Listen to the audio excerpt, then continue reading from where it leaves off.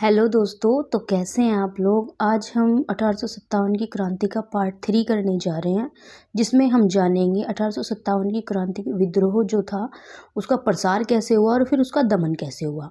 आधुनिक उत्तर प्रदेश में जो उस समय उत्तर पश्चिमी प्रांत और अवध के नाम से जाना जाता था, विद्रोह की भावना सबसे भयंकर रूप से प्रकट हुई।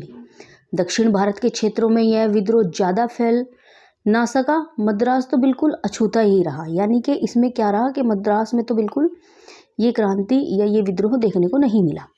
सबसे पहले हम शुरुआत करते हैं लखनऊ से।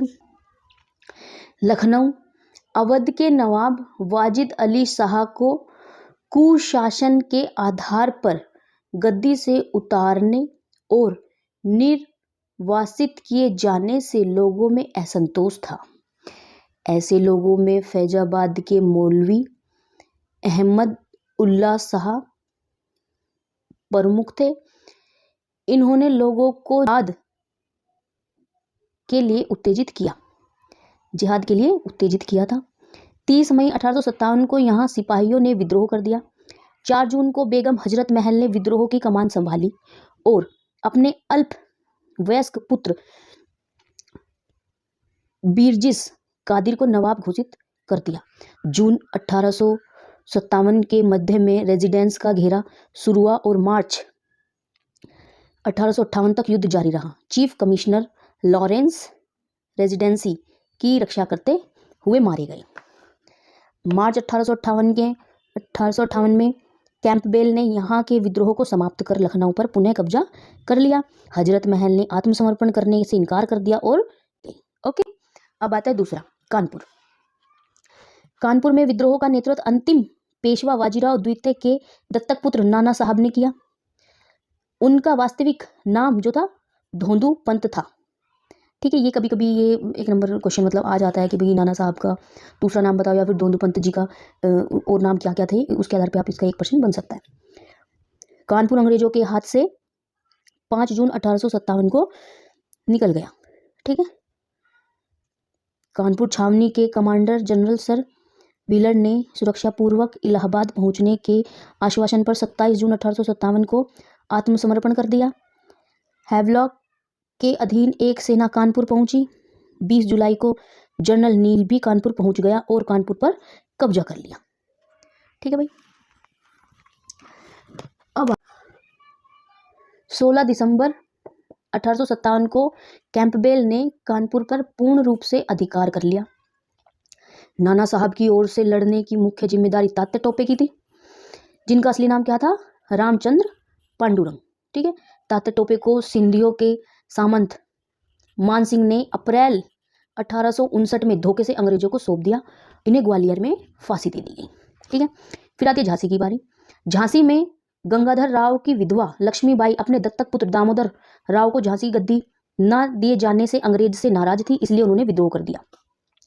झांसी में 5 जून 1857 को विद्रोह प्रारंभ हुआ। रानी का दमन करने के लिए 23 मार्च 1858 को सर यूरोज ने झांसी को घेर लिया। रानी ने 8 दिन तक युद्ध किया। कुछ देशद्रोहियों के कारण शत्रु सेना किले के अंदर घुस आई। रानी शत्रु सेना के मध्य से निकलकर कालपी पहुंची। रानी ने ग्वालियर पर अधिकार कर लिया। यहां अंग्रेज सेनापति स्मिथ को भयभीत होकर पीछे भागना पड़ा। तभी यूरोज अपनी सेना के साथ आ पहुंचा। यहीं पर मई 1858 में रानी वीरगति को प्राप्त हो गई। ठीक है भाई। उसके बाद आता है बिहार। आप देखेंगे बिहार में शाहाबाद, पटना और गया जिले में विद्रोह के प्रमुख केंद्र बने थे। पटना डिवीजन में पीर अली जैसे मुस्लिम नेताओं के विद्रोह को भड़काने में मदद की। ठीक है, बिहार के प्रमुख नेता थे साहब जिले के जगदीशपुर के 80 वर्षीय बाबू कुंवर सिंह। कुंवर सिंह ने सर्वप्रथम अपने जिले शाहाबाद को अंग्रेजी राज्य से मुक्त कराया। अत्रोलिया और मिलमैन के नेतृत्व में आई अंग्रेजों ने सेना को इन्होंने पराजित कर दिया। आजमगढ़ के पास कुंवर सिंह ने मिलमैन व डेम्स की संयुक्त सेना को भी पराजित कर दिया। कैनिन ने मार्क के नेतृत्व में एक सेना भेजी। कुंवर सिंह ने इसे भी पराजित कर भगा दिया। 22 अप्रैल 1858 को कुंवर सिंह ने अपनी रियासत जगदीशपुर में पुनः प्रवेश किया, लेकिन 24 घंटे के बाद ही ली ग्रेड के अधीन अंग्रेज और सिख सेना जगदीशपुर तक पहुंच गई। कुंवर सिंह ने जगदीशपुर के बाहर इस सेना को भी पराजित कर दिया। युद्ध के 3 दिन बाद 26 अप्रैल 1858 ई को इनकी मृत्यु हो गई। 1857 ई के विद्रोह में यही एक ऐसे वीर हैं जिन्होंने अंग्रेजों को कई बार पराजित किया और अंत में उनकी मृत्यु अपनी मौत से हुई। ठीक है भाई, अब हम इनके बारे में पढ़ते हैं। ये इंपॉर्टेंट है, थोड़े मोस्ट इंपॉर्टेंट मान सकते हैं हम इनको। ठीक, तो मथुरा में यहाँ के जो निकटवर्ती क्षेत्र का नेतृत्व था वो देवीलाल ने किया, जबकि मेरठ के आसपास के क्षेत्र का नेतृत्व कदम सिंह ने किया था। ठीक है, राजस्थान, मथुरा हो गया राजस्थान।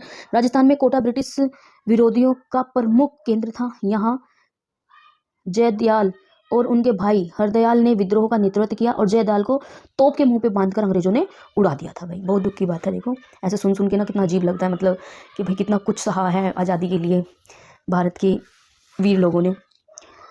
गोरखपुर डिवीज़न में गजाधर सिंह के नेतृत्व में विद्रोह हुआ, जिसको बाद में उन्होंने दबा दिया। असम में पुरंदर सिंह के जो पौत्र थे कंदप्रेश्वर सिंह एवं मनीराम दत्त के विद्रोह किया। मनीराम दत्त को कलकत्ता में पकड़कर फांसी दे दी। कुल्लू की पहाड़ी में राजा प्रताप सिंह और उनके भाई वीर सिंह ने विद्रोह का नेतृत्व किया। इन दोनों को गिरफ्तार करके मृत्युदंड दे दिया गया। उड़ीसा में संबलपुर में राजकुमार सुरेंद्र शाही और उज्जवल शाही विद्रोहियों के नेता बने और 1862 में सुरेंद्र शाही ने आत्मसमर्पण कर दिया। इन्हें देश से निकाला दे दिया गया था। ठीक है, फिर आता है इलाहाबाद में जून के प्रारंभ में एक विद्रोह हुआ। यहाँ विद्रोहियों की कमान मौलवी लियाकत अली ने संभाली। इन्हें जिले का सूबेदार घोषित कर दिया गया। अंत में जनरल नील ने यहाँ के विद्रोह को समाप्त कर दिया। मंदसौर में मुगल घराने के संबंधित शहजादा फिरोज शाह ने स्वतंत्रता का झंडा बुलंद किया। अंत में रंगून में इन्हें निर्वासित कर दिया गया और वहीं पर इनकी मृत्यु हो गई। फैजाबाद का नेतृत्व मौलवी अहमद उल्लाह ने किया। कैंपबेल ने यहाँ के विद्रोह को समाप्त कर दिया था।